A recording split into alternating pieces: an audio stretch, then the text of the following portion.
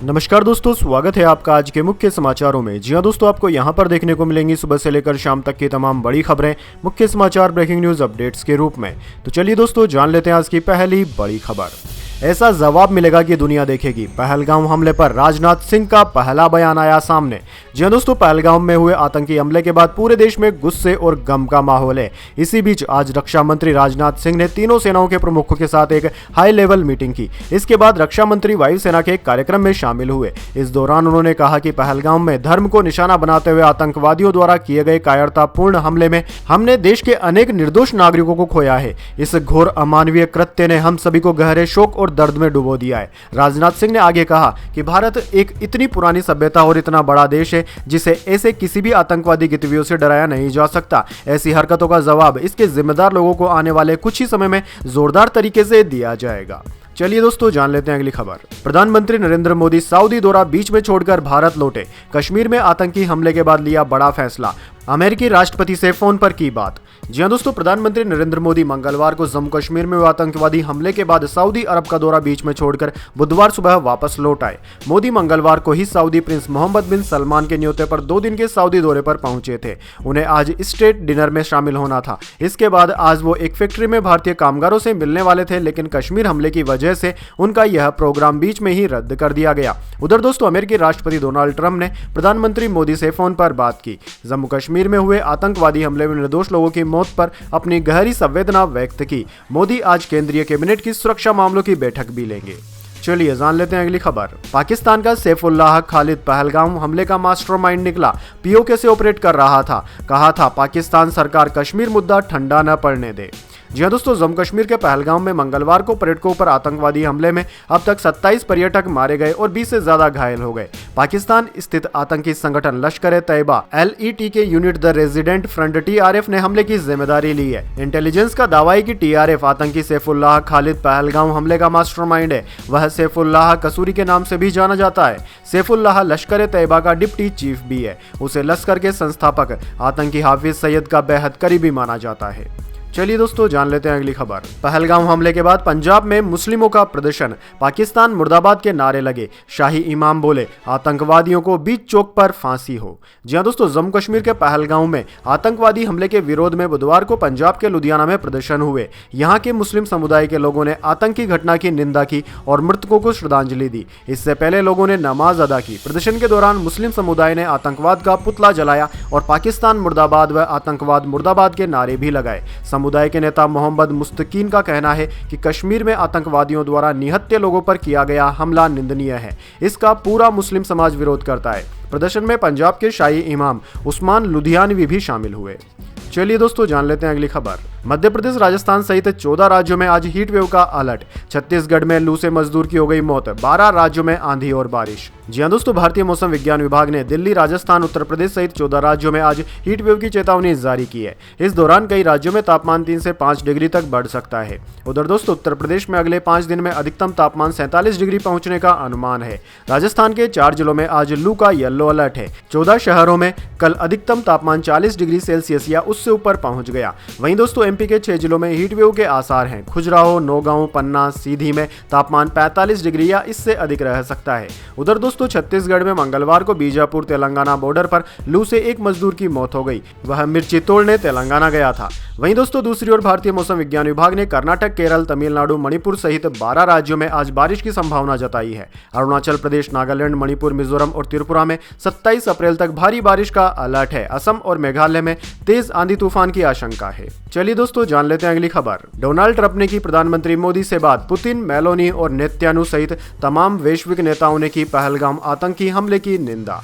जी हां दोस्तों, जम्मू कश्मीर के पहलगाम में बड़ा आतंकी हमला हुआ। इस हमले में 26 नागरिकों की मौत हो गई। इसमें अधिकतर पर्यटक थे जो छुट्टियां बिताने यहां गए थे। आतंकवादियों ने चुन चुनकर लोगों को निशाना बनाया। इस हमले के बाद अमेरिकी राष्ट्रपति डोनाल्ड ट्रंप से लेकर रूस के राष्ट्रपति व्लादिमीर पुतिन और इजराइल के प्रधानमंत्री बेंजामिन नेतन्याहू ने इस संकट की घड़ी में भारत के साथ खड़े होने की बात कही है। अमेरिकी राष्ट्रपति डोनाल्ड ट्रंप ने पहलगाम आतंकी हमले पर कहा कि कश्मीर से आ रही खबर सुनकर व्यथित हैं। आतंक के खिलाफ अमेरिका भारत के साथ खड़ा है। हम इस हमले में में जान गंवा चुके लोगों के लिए शांति की प्रार्थना करते हैं और घायलों के जल्द ठीक होने की कामना करते हैं। चलिए दोस्तों, जान लेते हैं अगली बड़ी खबर। तुर्की के इस्तांबुल में 6.2 तीव्रता का भूकंप आया। 1 घंटे में भूकंप के 3 बड़े झटके लगे। मरमारा सागर में था भूकंप का केंद्र।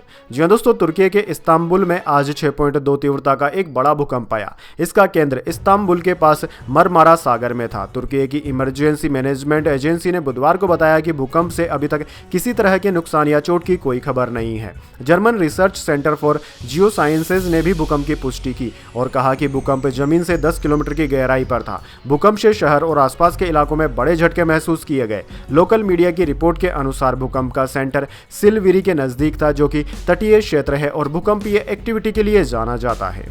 चलिए दोस्तों, जान लेते हैं अगली खबर। पहलगाम आतंकी हमले के बाद पंजाब में हाई लेवल मीटिंग हुई। सीएम भगवंत मान ने बुलाई उच्च स्तरीय सुरक्षा बैठक। जी हां दोस्तों, पहलगाम आतंकी हमले के मद्देनजर पंजाब को हाई अलर्ट पर रखा गया है। मुख्यमंत्री भगवंत मान ने बुधवार को राज्य में सुरक्षा व्यवस्था का जायजा लेने के लिए एक उच्च स्तरीय सुरक्षा बैठक की। इस बैठक की अध्यक्षता करने के बाद उन्होंने कहा कि पंजाब में सुरक्षा बढ़ा दी गई है और स्पेशली पर्यटक स्थलों की सुरक्षा और ज्यादा पुख्ता कर दी गई है।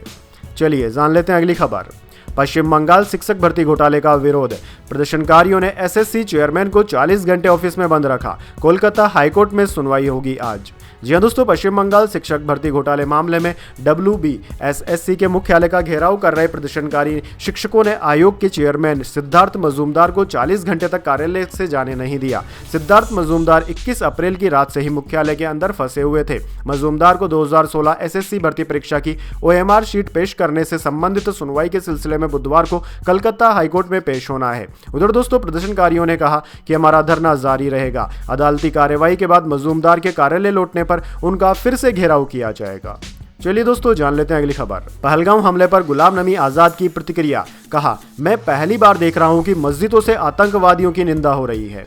जी हां दोस्तों, पहलगाम आतंकी हमले पर पूर्व सीएम और DPAP के चीफ गुलाम नबी आजाद की प्रतिक्रिया सामने आई है। उन्होंने कहा है कि पहले लोग आतंकवादियों से डरते थे, इसलिए उनका विरोध नहीं करते थे, लेकिन आज जम्मू कश्मीर में कोई ऐसी जगह नहीं है जहां पर दहशतगर्दों का विरोध न हो रहा हो। उन्होंने कहा कि पहली बार ऐसा हो रहा है कि मस्जिदों के इमामों ने आतंकवादियों की निंदा की है। चलिए दोस्तों, जान लेते हैं अगली खबर। मंडीदीप में गेल प्लांट से गैस हुई लीक। 10 घंटे की मशक्कत के बाद रोका जा सका रिसाव। जयपुर से सेफ्टी टीम जांच करने पहुंची।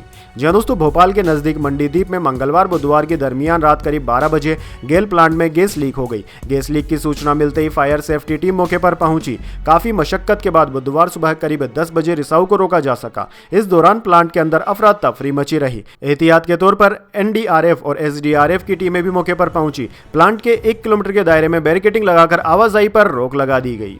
चलिए दोस्तों, जान लेते हैं अगली खबर। ताजमहल को निहारते रह गए JD वैंस। अमेरिकी उपराष्ट्रपति ने पत्नी और बच्चों के साथ किया ताजमहल का दीदार। जी हां दोस्तों, अमेरिकी उपराष्ट्रपति JD वैंस 4 दिवसीय भारत के दौरे पर हैं। अपने दौरे के तीसरे दिन वैंस ने अपनी पत्नी उषा और बच्चों के साथ दुनिया के 7 अजूबों में एक आगरा के ताजमहल का दीदार किया, जहां CM योगी ने उनका स्वागत किया। दोस्तों, बताया जा रहा है कि ताज कॉम्प्लेक्स में करीब 1 घंटा बिताने के बाद आगरा से वे जयपुर लौट गए। JD वैंस अपने परिवार के साथ जयपुर से बुधवार सुबह करीब 9:15 बजे आगरा के खेरिया एयरपोर्ट पर लैंड हुए थे, जहां CM योगी ने उनका स्वागत किया। इस दौरान लोक कलाकार मयूर नृत्य और अन्य सांस्कृतिक प्रस्तुतियां दे रहे थे। चलिए दोस्तों, जान लेते हैं अगली खबर। महाराष्ट्र में हिंदी अनिवार्य भाषा नहीं होगी। राज्य सरकार ने 6 दिन बाद बदल दिया अपना फैसला। स्टूडेंट खुद चुन सकेंगे 3rd लैंग्वेज। जी हां दोस्तों, महाराष्ट्र में स्कूली पढ़ाई के लिए अब हिंदी अनिवार्य भाषा नहीं होगी। राज्य सरकार ने हिंदी को तीसरी अनिवार्य भाषा बनाने का निर्णय वापस ले लिया है। शिक्षा मंत्री दादीजी भूसे ने कहा कि मराठी अनिवार्य होगी, अंग्रेजी दूसरी भाषा और तीसरी भाषा ऑप्शनल यानी कि वैकल्पिक होगी। इससे पहले रविवार को पत्रकारों से बातचीत के दौरान महाराष्ट्र के मुख्यमंत्री देवेंद्र फडणवीस ने कहा था कि स्टूडेंट्स तीसरी भाषा अपने मन से चुन सकेंगे, हिंदी अनिवार्य नहीं होगी। चलिए दोस्तों, जान लेते हैं अगली खबर। लड़ाई शुरू होते ही हाफ गए डोनाल्ड ट्रंप। चीन के साथ समझौते को हो गए तैयार। बताया वास्तव में कितना लगेगा टैरिफ। जी हां दोस्तों, अमेरिका के राष्ट्रपति डोनाल्ड ट्रंप कब क्या करेंगे शायद उन्हें खुद भी इसका पता नहीं होता। अभी तक चीन के साथ टैरिफ वार पर उतारू डोनाल्ड ट्रंप अब झुकने को तैयार हैं। कम से कम उनकी बातों से तो यही लगता है। दरअसल दोस्तों, डोनाल्ड ट्रंप ने साफ कहा है कि वे चीन के साथ किसी भी तरह की व्यापार वार्ता के लिए बहुत अच्छे मूड में बातचीत करेंगे। टैरिफ वॉर शुरू होने के बाद डोनाल्ड ट्रंप की तरफ से यह अब तक का सबसे सकारात्मक बयान है। अमेरिकी राष्ट्रपति ने कहा कि वास्तव में चीन से आयात किए जाने वाले सामानों पर शुल्क काफी कम होंगे और यह किसी भी हालात में 145% से ज्यादा नहीं लगाए जाएंगे।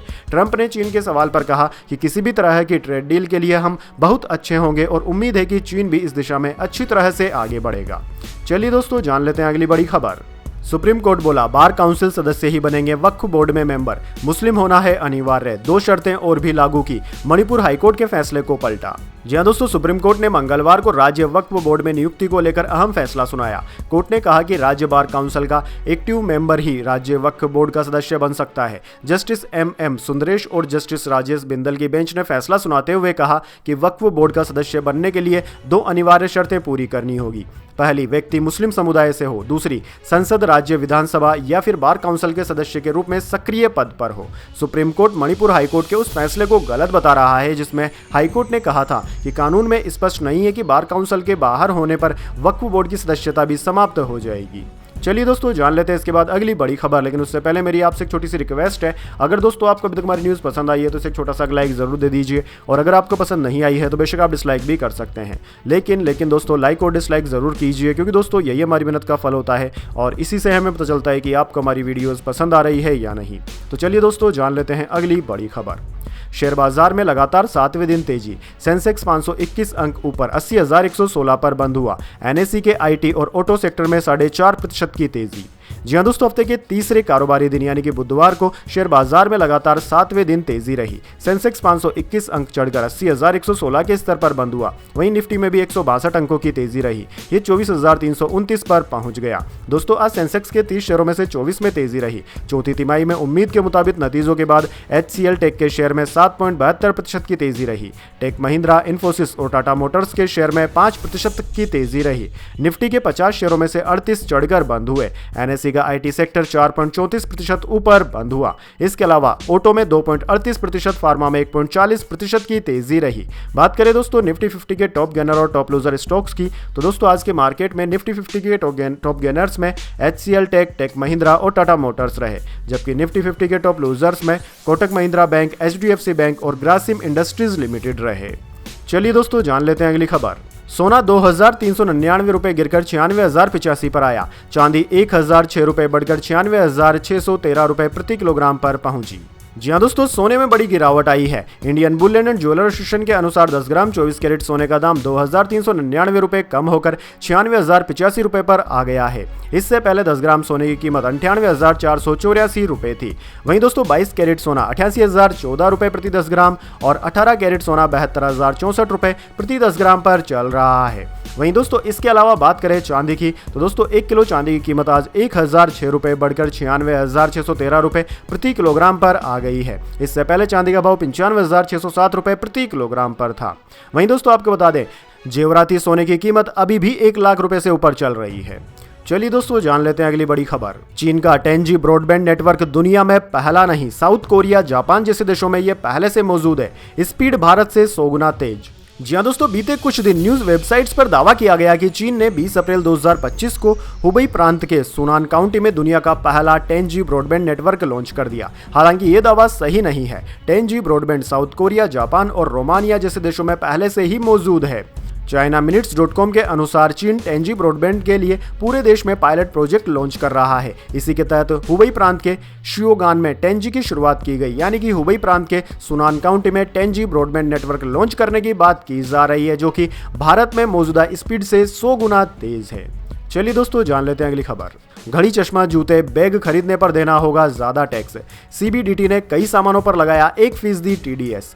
जी हां दोस्तों, केंद्रीय प्रत्यक्ष कर बोर्ड CBDT ने उन लग्जरी वस्तुओं की सूची जारी की है जिन्हें खरीदने पर अब ज्यादा पैसे चुकाने होंगे। CBDT ने उन उत्पादों पर स्रोत कर यानी कि TCS लगा दिया है और इस बारे में बाकायदा नोटिफिकेशन भी जारी कर दिया है। इनमें बताया गया है कि सूची में शामिल घड़ी, चश्मा, जूते और बैग सहित तमाम सामानों को खरीदने पर अब 1% TCS लगाया जाएगा। नया टैक्स 22 अप्रैल से ही लागू हो चुका है। वैसे दोस्तों लिस्ट में शामिल सामानों की बात करें तो इनमें कलाई पर बांधने वाली लग्जरी घड़ी, एंटिक पीस जैसे कि पेंटिंग्स और मूर्तियां, कलेक्शन की चीजें जैसे कि सिक्के, डाक टिकट, luxury yacht, rowing boat, canoe, helicopter, luxury धूप का चश्मा, लग्जरी हैंडबैग, पर्स, लग्जरी जूते, खेल का सामान जैसे कि golf kit, ski wear, home theatre system, polo या फिर रेस क्लब के लिए घोड़े की खरीदारी, इन सभी पर 1% TCS एक्स्ट्रा लगाया जाएगा। चलिए दोस्तों जान लेते हैं अगली बड़ी खबर। मेटा ने लॉन्च किया एडिट्स ऐप, फ्री में कर पाएंगे वीडियो एडिटिंग, आसान है यूज करना। जी हां दोस्तों, फेसबुक की पेरेंट कंपनी मेटा ने अपने वीडियो क्रिएटिंग ऐप एडिट्स को लॉन्च कर दिया है। वैसे इस ऐप के बारे में काफी पहले कंपनी ने ऐलान कर दिया था, लेकिन ये डाउनलोड के लिए पहले उपलब्ध नहीं था। अब आप इसे ऐप स्टोर से डाउनलोड कर सकते हैं। ऐप गूगल प्ले स्टोर और एप्पल ऐप स्टोर दोनों पर ही उपलब्ध है। इस ऐप को मोबाइल क्रिएटर्स को ध्यान में रखकर डिजाइन किया गया है। कंपनी ने इस ऐप के लॉन्चिंग की जानकारी मेटा के आधिकारिक चैनल से दी है। इस ऐप से एडिट किए गए वीडियो को आप ना सिर्फ फेसबुक और इंस्टाग्राम पर शेयर कर सकते हैं, बल्कि आप दूसरे प्लेटफॉर्म पर भी शेयर कर पाएंगे। चलिए दोस्तों जान लेते हैं अगली खबर। यूपीएससी की परीक्षा में जामिया कोचिंग ने फिर किया कमाल, 32 छात्र सिविल सेवा के लिए सेलेक्ट हुए। जी हां दोस्तों, दिल्ली की जामिया मिलिया इस्लामिया के आवासीय कोचिंग अकादमी ने इस साल भी अपनी शानदार सफलता का प्रदर्शन किया। यहां से कोचिंग लेने वाले 32 छात्रों ने यूपीएससी सिविल सेवा परीक्षा 2024 में सफलता प्राप्त की है। इनमें से 12 महिलाएं हैं, जो कि इस कोचिंग के लिए एक प्रेरणा स्रोत बन चुकी है। चयनित छात्रों का रैंक 33 से लेकर 999 के बीच में है। चलिए दोस्तों जान लेते हैं इसके बाद अगली बड़ी खबर। जिस महिला की हत्या का आरोप वो जिंदा मिली, दिल्ली हाईकोर्ट ने 2018 से जेल में बंद शख्स को बरी किया, कहा यह झकझोरने वाला केस है। जी हां दोस्तों, दिल्ली हाईकोर्ट ने एक मामले की सुनवाई करते हुए एक शख्स को जमानत दे दी। यह शख्स एक लड़की की हत्या के आरोप में पिछले 7 साल से जेल में बंद था। शख्स को जिस लड़की की हत्या के आरोप में गिरफ्तार किया गया था, वह कुछ वक्त बाद ही जीवित मिल गई थी, जबकि जिस लड़की की लाश मिली थी उसकी पहचान अब तक भी नहीं हुई है। इस मामले को सीरियस न लेने पर हाईकोर्ट ने पुलिस की भी फटकार लगाई। दरअसल दोस्तों, शख्स को जमानत देते हुए जस्टिस गिरीश कटालिया ने 21 अप्रैल को कहा कि कम से कम यह तो कहना ही होगा कि इस केस की जांच ने कोर्ट की अंतरात्मा को झकझोर दिया है। अभी तक मृतक महिला की पहचान नहीं हो पाई है। आखिरी बार आरोपी शख्स को सोनी उर्फ छोटी के साथ देखा गया था, जो कि जीवित पाई गई है। चलिए दोस्तों जान लेते हैं अगली खबर। आबकारी अधिनियम की धारा 47 असंवैधानिक घोषित। हाईकोर्ट की फुल बेंच ने कहा कि कलेक्टर को नहीं है वाहन राजसात करने के अधिकार, यह ट्रायल कोर्ट का काम है। जी हां दोस्तों, मध्य प्रदेश हाईकोर्ट की फुल बेंच ने कलेक्टर के उस आदेश को विलोपित करते हुए असंवैधानिक घोषित कर दिया, जिसमें अभी तक अपराध में शामिल वाहन को राजसात करने का अधिकार कलेक्टर के पास हुआ करता था। दरअसल दोस्तों, मंगलवार को मामले पर सुनवाई करते हुए हाईकोर्ट के चीफ जस्टिस सुरेश कुमार कैत, जस्टिस सुश्रुत अरविंद धर्माधिकारी और जस्टिस विवेक जैन ने आबकारी अधिनियम की धारा को असंवैधानिक घोषित कर दिया। चलिए दोस्तों जान लेते हैं अगली खबर। एक गांधी गाय की पूजा करते थे, दूसरा बीफ खाता है। रायपुर में कैलाश विजयवर्गीय बोले, राहुल गांधी हिंदी में ठीक से गांधी भी नहीं लिख पाते। जी हां दोस्तों, मध्य प्रदेश के कैबिनेट मंत्री कैलाश विजयवर्गीय ने रायपुर एयरपोर्ट पर राहुल गांधी को लेकर कहा कि एक गांधी देश के गरीबों के लिए अपने कपड़े उतार कर जीते थे, बकरी का दूध पिया करते थे, जबकि यह गांधी तो थाईलैंड में जाकर छुट्टी मनाते हैं। वो गांधी गाय की पूजा करते थे, यह गांधी तो बीफ खाता है। कैलाश विजयवर्गीय ने पीसीसी चीफ दीपक बेज के गांधी की आंधी है वाले बयान पर जवाब दिया। विजयवर्गीय ने कहा कि यह कौन से गांधी की बात कर रहे हैं, वह गांधी जो देश के लिए जिया करते थे, या वह गांधी जो हिंदी में ठीक से गांधी भी नहीं लिख सकते। तो दोस्तों यह थी आज की तमाम बड़ी खबरें। इसके बाद दोस्तों बारी आती है आज के माइंड क्यूज क्वेश्चन की। जी हां दोस्तों, एक आसान से सवाल का जवाब देकर आप जीत सकते हैं एक सरप्राइज गिफ्ट हमारे यूट्यूब चैनल की ओर से। तो दोस्तों आज का सवाल आपकी स्क्रीन पर आ चुका है। भारत में अभी हाल ही में कौन से देश से चीता लाए गए थे? जी हां दोस्तों, अगर आप जानते हैं उस देश का नाम जहां से भारत के अंदर चीता लाए गए थे, तो जल्दी से उस देश का नाम कमेंट्स में लिख दीजिए। अगर दोस्तों आपका जवाब होता है एकदम सही और आप चले जाते हैं लकी विजेता के रूप में, तो आपको मिल सकता है एक सरप्राइज गिफ्ट हमारे यूट्यूब चैनल की ओर से। तो दोस्तों जल्दी से अपना उत्तर कमेंट बॉक्स में लिख दीजिए, वीडियो को लाइक कर लीजिए और चैनल को सब्सक्राइब करके बेल आइकन भी दबा लीजिए। धन्यवाद। वंदे मातरम। जय हिंद, जय भारत।